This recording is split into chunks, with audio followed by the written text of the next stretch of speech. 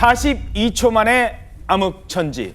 경기도 화성 리튬 전지 공장 화재 원인을 규명하기 위한 조사가 이뤄지고 있는데요. 이 공장 내부에 불이 났을 당시에 CCTV 영상이 공개가 됐습니다. 그런데 처음에 배터리가 폭발한 뒤에 불과 42초 만에 공장 안은 암흑천지로 변합니다. 단 42초요? 첫 배터리 폭발 이후에 연쇄 폭발이 이어지면서 현장 검은 유독가스로 가득 차는데 불과 42초가 걸렸습니다. 먼저 1차 배터리 폭발과 함께 흰 연기가 뿜어져 나온 시각이 10시 30분 3초였습니다. 한 직원이 걸어오다가 폭발 소리에 놀라고 몇몇 직원이 황급히 모여들어서 주변에 불에 탈 만한 물건들을 치우기 시작하는데, 그렇지만 25초 뒤에 2차 폭발이 일어나고 이때부터 연쇄 폭발이 이어집니다.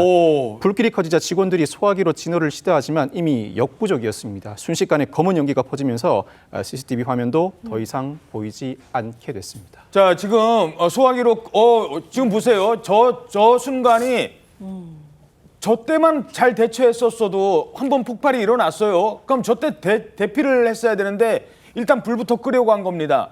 그리고 소화기를 배터리인데 이게 뭐 물로 꺼지는 장비가 아니거든요. 그런데 일단 소화기로, 그러니 이게 진화가 안 됐던 겁니다. 점점점 시간은 가는데 순식간에 저 때만 해도 대피할 수 있었어요. 그런데 42초 만에 보세요. 바로 암흑천지가 됩니다.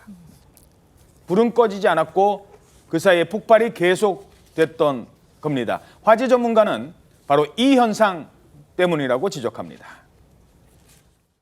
화재를 진압할 수도 없거니와 소화기를 뿌려서 화재가 커졌다는 것은 안 맞는 얘기고요. 소화기를 뿌린 상황에서 열폭주가 쫙 일어났다고 보는 거죠.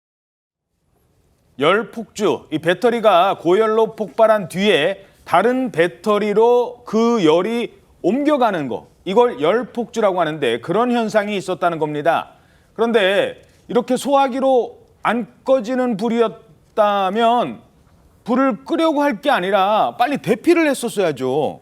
그렇죠. 그런데 안타까운 건 대피를 하고 싶어도 못했을 것 같다라는 그런 상황들이 추정이 되기 때문입니다. 아, 그래요? 그렇습니다. 왜냐하면 밖으로 통하는 통로가 두 개가 있었습니다. 비상구하고 출입구 이렇게 두 곳이 있었는데요. 예. 일단 출입구 쪽은 접근이 불가했습니다. 왜냐하면 출입구 앞에서 불이 났기 때문입니다. 그렇죠. 그렇기 때문에 불길을 피해서 출입구 반대편으로 대피를 할 수밖에 없었을 것으로 저 추정됩니다. 오른쪽에 저쪽 계단이 있잖아요. 저쪽으로 나가면 되는데. 그렇죠. 거기가 바로 이제 비상구 쪽인데요. 비상구가 이제 공장 2층 계단으로 통하는 비상구가 하나가 있긴 한데 직원들이 몰려있던 곳과 이 비상구 사이에 가벽으로 경계가 있었기 때문에 곧바로 향하기가 어려운 구조여서 대비에 어려움을 겪었을 거다라는 지적들이 나오고 있습니다. 벽이 있었다고요? 비상구인데? 자, 출입구 앞에는 거대한 불길이 있습니다. 그쪽으로는 못 가죠. 폭발이 일어났으니까. 그럼 문이 없었느냐? 있었어요. 비상구. 근데 이 비상구 앞에 가벽이 있었다는 겁니다. 게다가 이 안은 이미 시커먼 연기로 가득 차 있는 상태였습니다.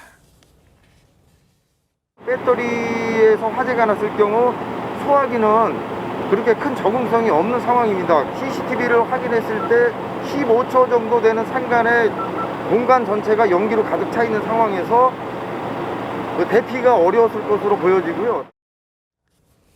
아니, 근데요. 비상구라는 게 뭡니까? 뭐 화재가 났든 뭐 어떤 상황에 있어도 이 비상구는 나갈 수 있어야 됩니다. 비상 상황에 항상 열려 있어야 돼요.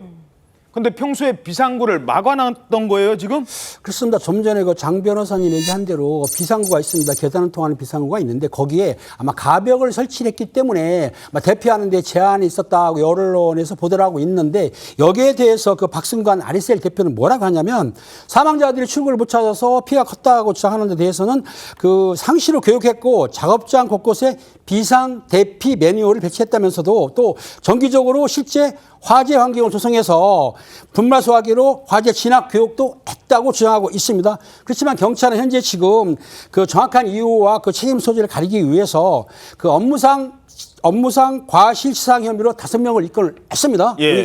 피의자로 이제 입건을 했고요. 그리고 출국 금지 조치도 했는데 특히 박 대표에 대해서는 중대재해처벌법 위반 혐의로 적용했기 때문에 아마 경찰청에서는 지금 감식도 뭐 국가수라든지 산업안전공단 그다음에 소방당국과 해가지고 철저하게 수사를 해서 책임 소재를 명확히 바뀔 것으로 생각이 듭니다. 이번 화재는 20여 명이 숨진 이 화재이기 때문에 철저한 원인 규명이 필요해 보입니다. 먼저 단정하진 않겠습니다만 왜 비상구가 평소에 가벽으로 막혀 있었냐는 겁니다. 자, 그런데 그보다 먼저 해야 될 일이 있는데 이것도 지금 이 사건의 특성상 어렵다고 합니다. 사망자들이 가족의 품으로 돌아가는 그 일인데 그것도 쉽지 않습니다. 가족한테 간다고 연락을 줄 수 있잖아요. 누구한테 연락받아가 간 게 아니고 텔레비 뉴스 보고 그래갖고. 자, 오늘 이 사망자들을 추모하기 위한 분향소가 설치가 됐습니다. 그런데 다른 분향소에는 있는 게 없습니다. 뭐가 없을까요? 뭐가 없는 겁니까? 사망자 신원 확인이 되지 않아서 영정 사진도 위패도 없는 분향소가 차려져 있습니다. 이 사망자 시신 훼손이 워낙 심해서 신원 확인이 되지 않았기 때문인데 시신이 안치됐던 장례식장에서도 이름 대신 번호로 불리고 있다고 합니다. 빨리 해결할 필요가 있어 보이는데 일단 경찰은 사망자 전원에 대해서 부검을 진행할 방침입니다. 이와 동시에 DNA 채취 및 대조 작업을 통해서 신원 확인 작업도 병행할 방침입니다. 오늘 오전 중대본 발표에 따르면 사망자 23명 가운데 8명은 대조할 유가족 DNA 채취를 완료했고 나머지 12명의 경우에는 유가족과 연락을 완료한 상태라고 합니다. 자, 분향소의 모습이 보이는데요. 남의 나라 와서 돈 벌겠다고 묵묵히 일하던 외국인 노동자들이 대부분입니다. 이들은 돌아가신 뒤에도 이름 대신 번호로 불리고 있습니다.